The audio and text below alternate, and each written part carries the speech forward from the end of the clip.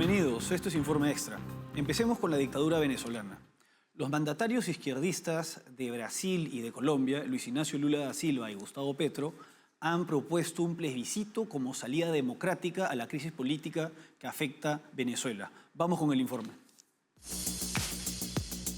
El presidente de Colombia, Gustavo Petro, y su homólogo de Brasil, Luis Ignacio Lula da Silva, han propuesto tanto al dictador Nicolás Maduro como a la oposición venezolana una iniciativa que se centra en la celebración de un plebiscito durante las próximas elecciones en Venezuela, que se llevarán a cabo el 28 de julio.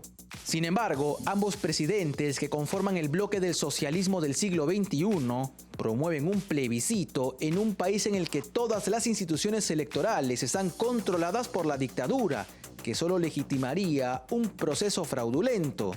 Esta sugerencia llega en un momento en el que la dictadura de Maduro ha intensificado la persecución y detención de dirigentes de la oposición, como lo demuestra la inhabilitación de María Corina Machado para ejercer cargos públicos, así como las detenciones arbitrarias de otros líderes opositores.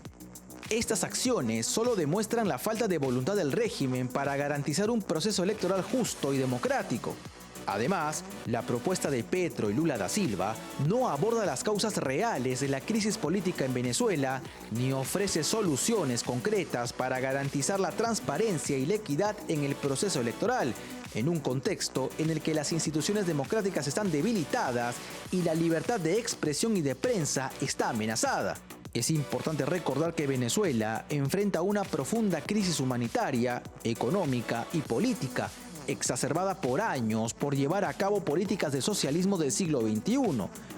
En este sentido, cualquier solución propuesta debe tener en cuenta las necesidades y aspiraciones del pueblo venezolano y trabajar hacia la restauración de la democracia y el respeto a los derechos humanos.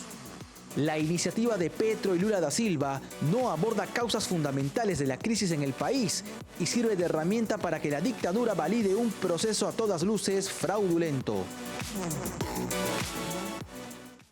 El pasado miércoles 17 de abril, los mandatarios de Colombia y de Brasil, Gustavo Petro y Luis Ignacio Lula da Silva, se reunieron en el Palacio de Nariño, en Bogotá, que es la sede, el Palacio de Gobierno colombiano.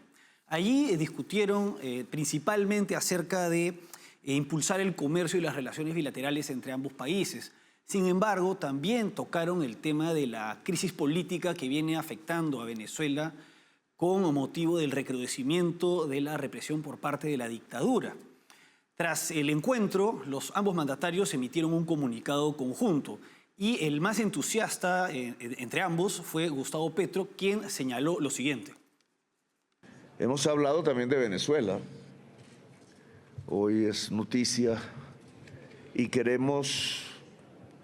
le transmití al presidente Lula una propuesta que fue transmitida al presidente Maduro, a la oposición, que está siendo discutida, aún sin un desenlace concreto, pero que tiene que ver con una posibilidad de plebiscito en las elecciones que se avecinan, que garantice un pacto democrático, que garantice para cualquiera que pierda en esas justas electorales certeza y seguridad sobre su vida, sobre sus derechos, sobre las garantías políticas que cualquier ser humano debe tener en su respectivo país.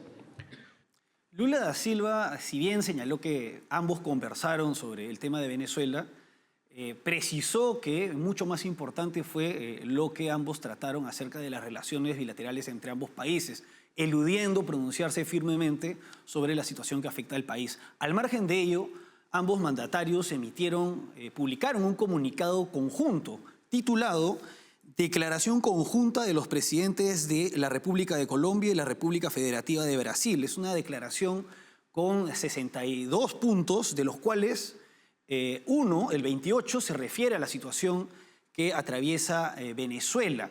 Al respecto, en este punto del comunicado, de esta declaración, señalan que la oposición y el régimen deben mantener el diálogo dentro del espíritu del Acuerdo de Barbados.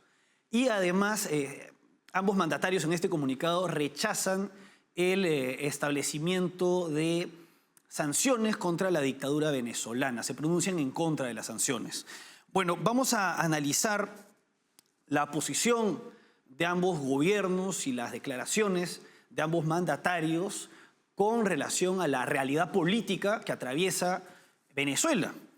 Como se sabe, bueno, y al margen de lo que han señalado en esta reunión del 17 de abril, Venezuela pasa por un recrudecimiento de la represión política contra la oposición. En octubre del año pasado se suscribió el Acuerdo de Barbados que establecía el compromiso de la dictadura de celebrar elecciones verdaderamente democráticas. Poco después se dan elecciones internas al interior de la Plataforma Unitaria Democrática, que es la coalición de organizaciones políticas y partidos opositores al régimen, y vence María Corina Machado con más del 92% de los votos. Sin embargo, poco después del Acuerdo de Barbados y del triunfo de Machado en las internas opositoras, la dictadura empezó a incumplir el Acuerdo de Barbados al recrudecer la represión de manera sistemática con la oposición, incumpliendo el Acuerdo de Barbados que establece pues garantías democráticas y también la libertad de la oposición de escoger a su candidata para las elecciones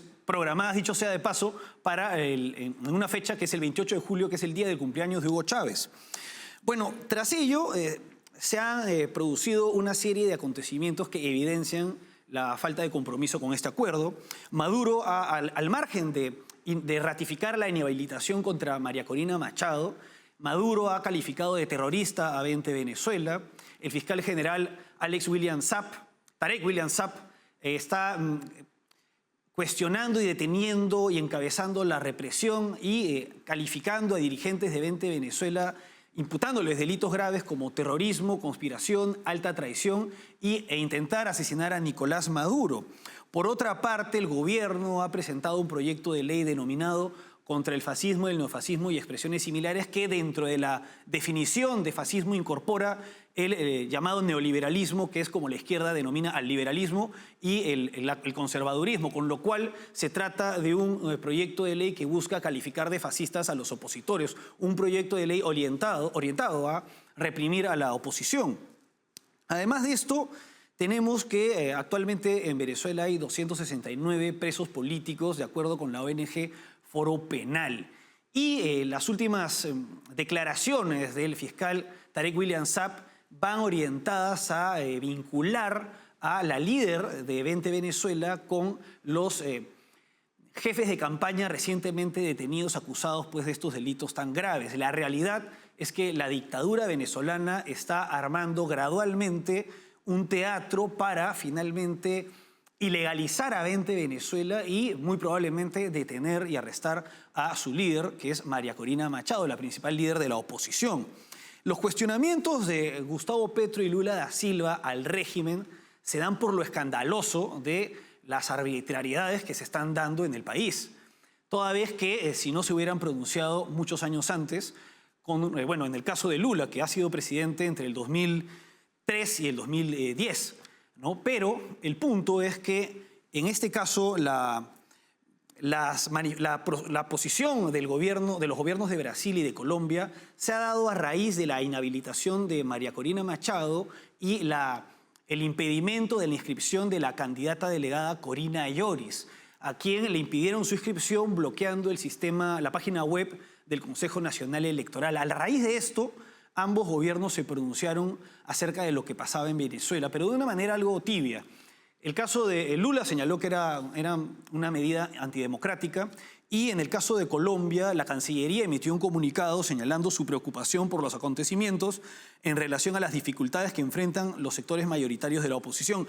Y el propio Gustavo Petro se pronunció, señalando pues que había un golpe antidemocrático. Sin embargo, comparó la situación de Venezuela con la situación que se vive en Colombia, que es completamente diferente porque en Colombia aún existen separación e independencia de poderes. Y además, luego de este pronunciamiento, viajó a Venezuela donde limó asperezas con Nicolás Maduro.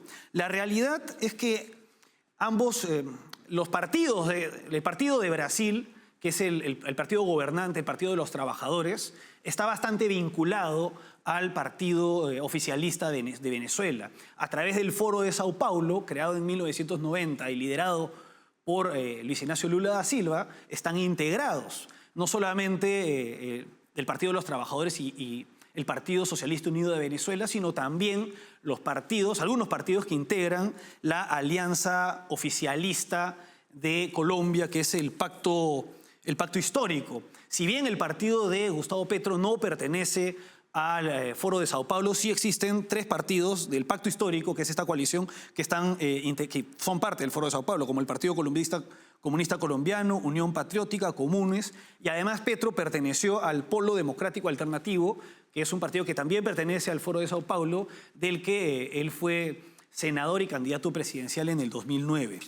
Para terminar, ambos mandatarios solicitan que se mantenga el diálogo de acuerdo al espíritu del Acuerdo de Barbados, pero el Acuerdo de Barbados ha sido violado prácticamente desde el primer momento por la dictadura. Por otra parte, ¿qué garantías habría de un plebiscito democrático si es que el régimen no da muestras de estar dispuesto a llevar a cabo elecciones verdaderamente democráticas? Se oponen a las sanciones y esto también es algo que ayuda a la supervivencia de esta dictadura. Por otra parte, son inconsecuentes, toda vez que si es que hay un problema con Venezuela, también deberían pronunciarse al unísono y firmemente contra las dictaduras de Nicaragua y de Cuba, una dictadura que está más de 60 años en el poder. Y para finalizar, según ellos, que se impongan sanciones contribuiría a mantener el sufrimiento de los venezolanos. Sin embargo, lo único que permite que se continúe con este sufrimiento es la existencia de una dictadura que no está dispuesta a dejar el poder por la vía democrática, en vista de que, en caso de salir del poder, acabarían presos por violaciones de derechos humanos, narcotráfico y corrupción. Vamos ahora a una pausa y regresamos con la posición del gobierno de Estados Unidos frente al programa nuclear de Corea del Norte.